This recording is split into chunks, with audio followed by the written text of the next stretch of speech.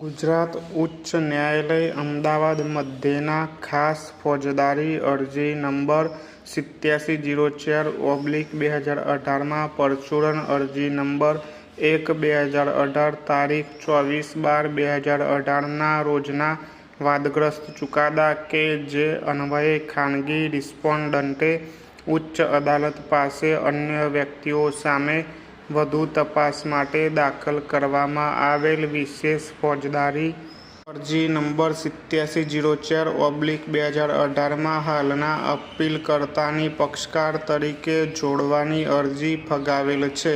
તેનાથી વ્યથિત અને અસંતુષ્ટ થઈ હાલના અપીલકર્તાએ હાલની આ અપીલ દાખલ કરી છે. હાલની અપીલ તરફ દોરી જતી હકીકતો નીચે મુજબ છે. ફકરો: તારીખ 26/1/2001 ના રોજ આવેલા ભૂકંપમાં સંખ્યાબંધ ઇમારતો ધરાશાયી થઈ હતી, જેમાં અમદાવાદના વેજલપુર ગામમાં આવેલ શિખર એપાર્ટમેન્ટ નામનું બિલ્ડિંગ પણ સામેલ હતું. શિખર એપાર્ટમેન્ટ તૂટી પડવાને કારણે 98 લોકોના મોત થયા હતા. હાલના ખાનગી સામાવાળા ભોગ બનનારે સેટેલાઇટ પોલીસ સ્ટેશન ફર્સ્ટ ગુના નંબર 58/2001 અન્વયે અપીલકર્તા અને અન્યો વિરુદ્ધ ભારતીય દંડ સંહિતાની કલમ 304, 418, 420 અને 114 તથા ગુજરાત ઓનરશીપ ઓફ ફ્લેટ્સની કલમ 3(2)(c), કલમ 7(1) અને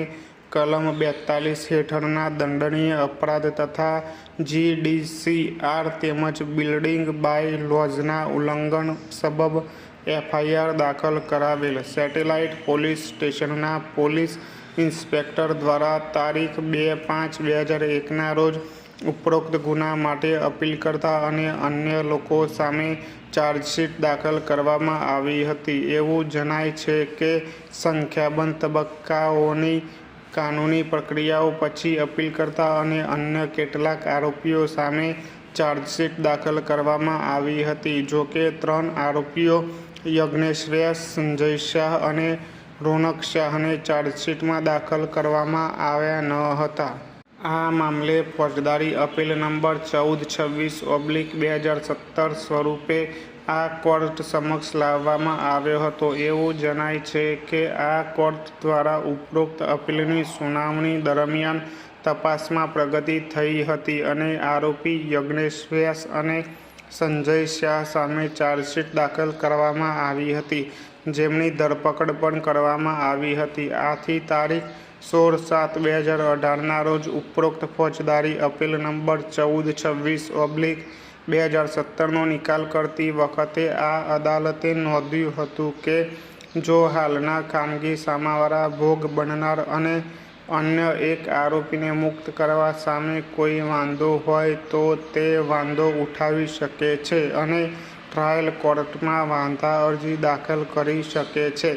આ અદાલતે એવું પણ નોંધ્યું હતું કે હાલના ખાનગી સામાવાળા ભોગ બનનારે શ્રી ભૌમિક સામે વધુ તપાસ સબબની ફોજદારી કાર્યવાહી સંહિતાની કલમ 173(8) અને 156(3) હેઠળ વિદ્વાન ચીફ જ્યુડિશિયલ મેજિસ્ટ્રેટ અમદાવાદ ગ્રામ્ય સમક્ષ અરજી દાખલ કરી હતી. વિદ્વાન ચીફ જ્યુડિશિયલ મેજિસ્ટ્રેટ અમદાવાદ ગ્રામ્ય એ તારીખ 29/8/2018 ના હુકમ અન્વયે ઉક્ત અરજી તેના ગુણદોષ તેમજ એ આધાર પર ફગાવેલ કે ચાર્જશીટ દાખલ થઈ ગયા પછી મેજિસ્ટ્રેટને ફોજદારી કાયદા સંહિતાની કલમ 173(8) હેઠળ વધુ તપાસનો હુકમ કરવાનું હકુમત ક્ષેત્ર નથી.